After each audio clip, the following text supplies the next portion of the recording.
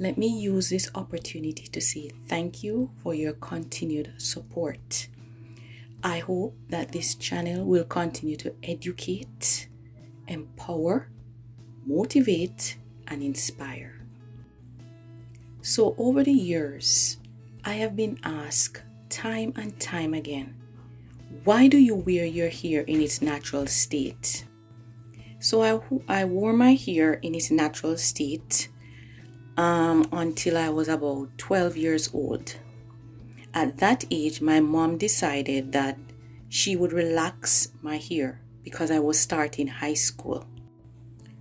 So as a young girl growing up in Jamaica, I had my fair share of insecurities.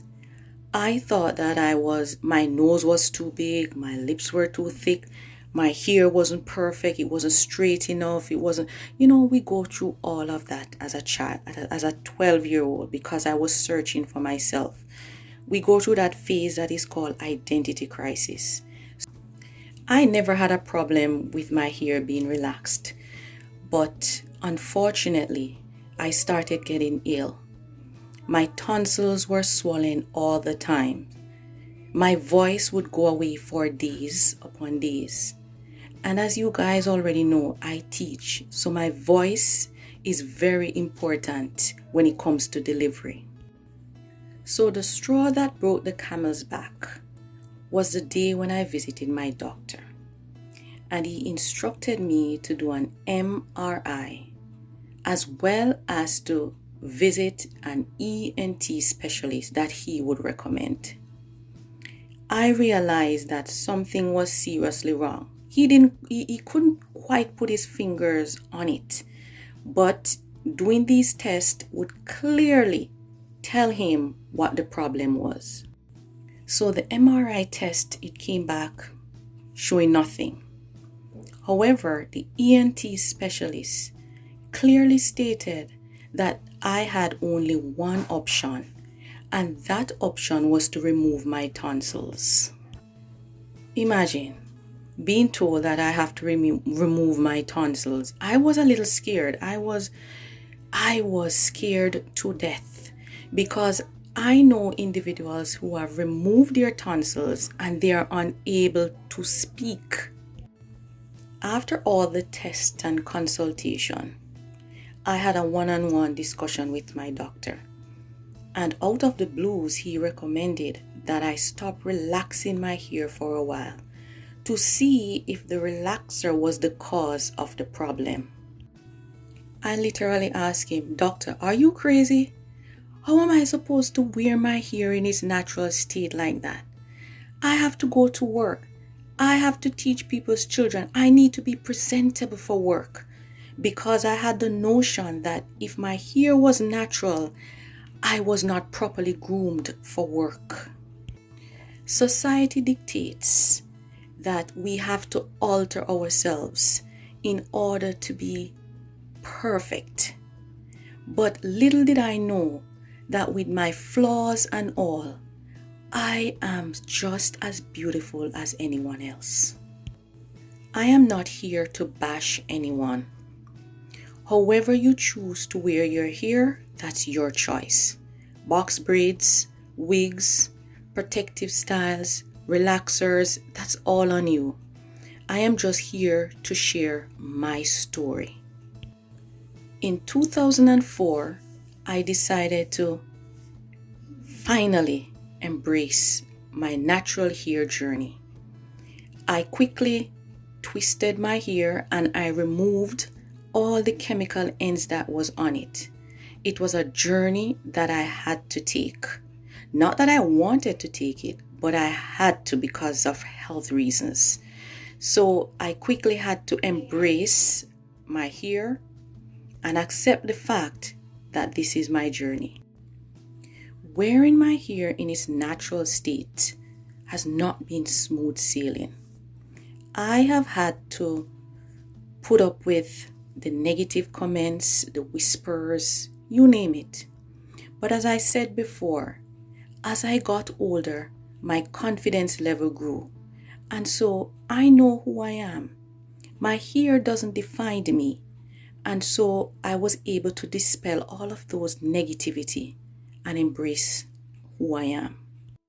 I remember on one occasion, a young lady said to me that when you wear your hair in its natural state, it makes you look older than you actually are. I thought that statement was an ignorant one, but for some reason, I just let it slide. I didn't say anything. Looking back now, I should have said, you know what? Everybody is entitled to their own opinion. That's your opinion. And my opinion is I will wear my hair the way I want. On another occasion, this one was a little more serious. I remember I arrived at work one morning and my hair was in Nubian knots. In Jamaica, we call it shiny bumps. So I was well attired. My hair was in shiny bumps or Nubian knots. When I got to work, my boss said that I wasn't groomed for work and that hairstyle was not acceptable. Mind you, my hair is in its natural state. We went back and forth, because I was not going to back down, because I saw nothing wrong with my hair. So he called, he checked the code of regulation to make sure that my hair was in keeping with what the Ministry of Education stated. All of this is in Jamaica, of course. He searched the code of regulation and he could find nothing. And so he finally decided to leave me alone. Now, the code of regulation stated that I should be properly groomed for work. I was. It's just that I decided that my natural hair is what I would embrace. Again, many of us, we have this notion that if our hair rather is not relaxed, if we do not alter ourselves and so forth, we are not beautiful. But I'm here to tell you, ladies, we are beautiful no matter what. Whether we use box braids, as I said before, whether we wear our hair in its natural state, whether we go bald, we are beautiful queens. We don't need anybody. We don't need anybody to tell us who we are because of our hair. We need to develop a thick skin to know that this is what I want and this is what I'm going to do. When I look in the mirror, I love what I see. You should too. Do not allow the magazines, do not allow society, do not allow mainstream media to tell you that you aren't beautiful. You are.